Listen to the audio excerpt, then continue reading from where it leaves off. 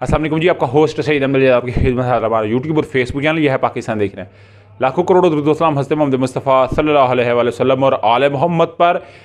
बड़ी अहम इसमें कुछ अपडेट आपके साथ शेयर करूंगा। कुछ इंटरनेशनल न्यूज़ को आपके साथ मैंने डिस्कस करना है, कुछ मुल्की न्यूज़ को मैंने डिस्कस करना है। सबसे पहले जी, मैं ट्विटर का बानी जो एलन मस्क है, उन्होंने एक अलम उठाया कि जी मैं बिल्कुल तमाम चीज़ों से पर्दा उठाऊंगा, तमाम हक़ाइक़ से पर्दा उठाऊंगा।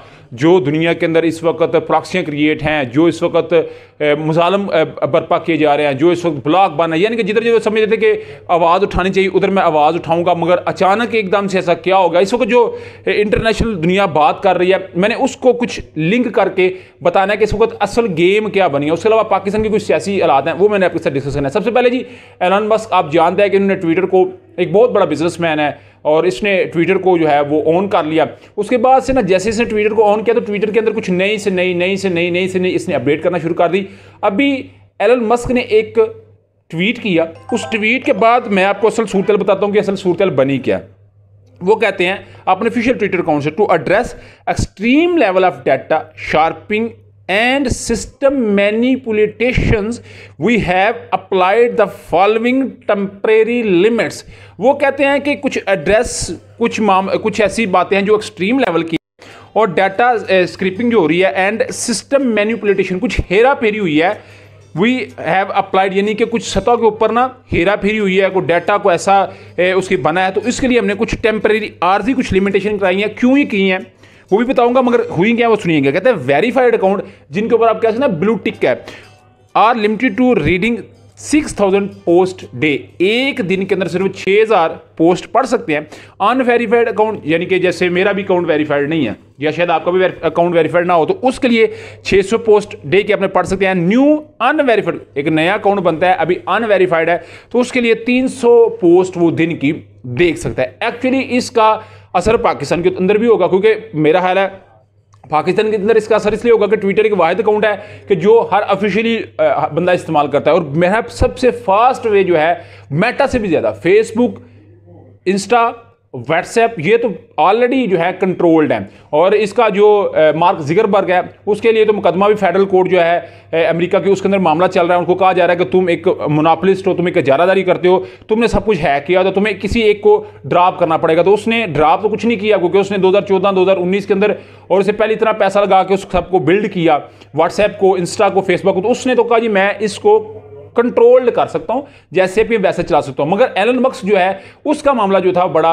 एक सवेर था। और मेरा ख्याल फ्रांस का मामला आप देख लें, 9 मई का पाकिस्तान में वाकया हुआ है, तो ट्विटर में सबसे ज़्यादा वो थी, मेन स्ट्रीम मीडिया में वो चैलेंज था रहा। तो ट्विटर एक वाहिद सोशल अकाउंट था जिससे बहुत सारा डाटा हमें भी मिलता रहा, शायद आप भी वहाँ से लेते हो। मगर भी फ्रांस के अंदर जो सिचुएशन है, फ्रांस में पूरी इंटरनेशनल जो दुनिया है उसको, मीडिया को कंट्रोल्ड कर लिया गया हुआ है। इस वक्त उनका सदर जो कर रहा है मैक्रोन, वो मैंने आपको सुबह के व्लॉग में बता दिया था, और उसको किस तरह की पार्टियां जो है कर रहा है। तो एक वाहिद सहारा था उनके पास ट्विटर का, उस ट्विटर को भी जानबूझ के उनके मुताबिक कंट्रोल्ड किया गया है। और जिधर जिधर भी मामला चल रहे हैं, चाहे इराक हो, ईरान हो, इनकरा हो, तेहरान हो, तुर्की हो, इस वक्त बहुत सारे स्वीडन के मामले के ऊपर मुजाहरे फूट पड़े हुए हैं।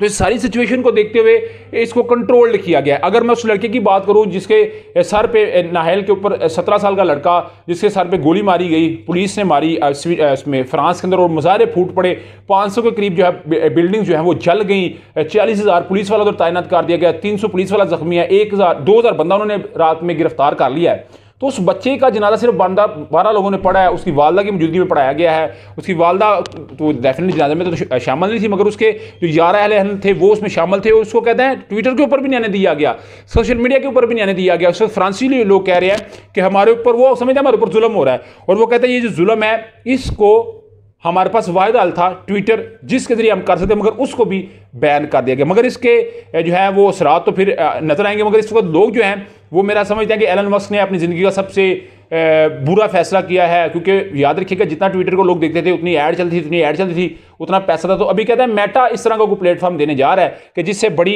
एक्यूरेट और बड़ी परफेक्ट इंफॉर्मेशन जो है वो लोगों तक पहुंचना शुरू हो जाएगी। तो इसके मतलब मैं आपको बताता रहूँगा, मगर ये एक इंटरनेशनल न्यूज़ थी, मैंने कहा चलिए आपको बता दीजिए।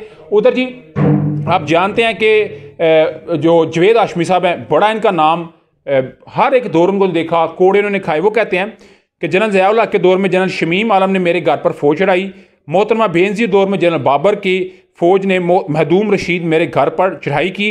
मुशर्रफ दौर में मेरे मुल्तान वाले घर को तोड़ दिया गया। जब मुस्लिम लीग छोड़ी तब शहबाज शरीफ साहब ने मेरे सैकड़ों साल पुरानी ज़मीन पर कब्जा कर लिया। इमरान खान के दौर में बाजवा जनरल फैज़ मिल के मुझे इकनॉमिक माशी तौर पर क्रश किया। मगर अगर सवराल की मैं बात करूं तो जो जुवेद हाशमी साहब हैं, इनकी भी ज़ुबान बंद नहीं होती। ये भी बस लगे रहते हैं तो फिर हर दौर में वो कहते हैं मेरे साथ ये मामला किया गया। मगर इन्होंने जो लंका ढाई है, ये कोई नई बात करने जा रहे हैं और मेरा ख्याल है जिस तरह ये एक्टिव हुए एक दफ़ा फिर ये कुछ बहुत बड़ी करना चाहेंगे। उधर अगर मैं परवेज़ अटक की बात करूँ, उसको भी लोगों ने ठीक तरीके से फिट किया है। आप जानते हैं खैबर पख्तूनख्वा के अंदर इस वक्त जो हालात हैं, तहरीक इंसाफ ये समझ रही है कि वो दोबारा से रीबिल्ड हो गई है, दोबारा से रीऑर्गेनाइज्ड हो रही है, दोबारा से उसके अंदर जान आ रही है। और पंजाब के अंदर भी सिचुएशन वो कहते हैं हमारी इस तरह बन जाएगी। खैबर पख्तूनख्वा में सूरत को देखते हुए परवेज़ अटक साहब को आप जानते हैं कि पाकिस्तान तहरीक इंसाफ ने शो कॉज नोटिस दिया। उस शो कॉज नोटिस में उन्होंने कहा जी मैं कोई सरकारी बंदा हूँ, मैं किसी चीज़ का पाबंद नहीं। ये होते कौन है इमरान खान साहब मुझे शो कॉज नोटिस देने वाले? तो उधर खैबर पख्तूनख्वा में तमाम पख्तूनों ने परवेज़ अटक को ये पैगाम दिया है कि तुम हो या कोई और पार्टी हो, हम सिर्फ इमरान खान के साथ हैं, हम तुम्हें सपोर्ट नहीं करेंगे। तो परवेज़ अटक साहब तो वो थे जिनके लिए इमरान खान साहब कहते थे कि अगर मेरे बाद को होगा तो वो शाह महमूद कुरैशी होगा या परवेज़ अटक होगा। जाते जाते खबर सुनते जाइएगा, इमरान खान साहब अंसार अब्बासी के मुताबिक ठीक 12 या 13 दिनों के अंदर गिरफ्तार होने जा रहे हैं और फिर पार्टी चेयरमैन आ रहे हैं शाह महमूद कुरैशी साहब। इसका मतलब है मुझे लग रहा है कि तहरीक इंसाफ को वोट में शमूलियत का हक होगा, बट इमरान खान के बगैर। आप क्या समझते हैं? मुझे लाजमी कमेंट से शेयर कीजिए। आज की वीडियो पसंद है तो कंटेंट को लाइक सब्सक्राइब अपने दोस्तों से शेयर कर लीजिए। नेक्स्ट वीडियो तक के लिए होस्ट को जल्दी अल्लाह को हमीना। अस्सलाम वालेकुम।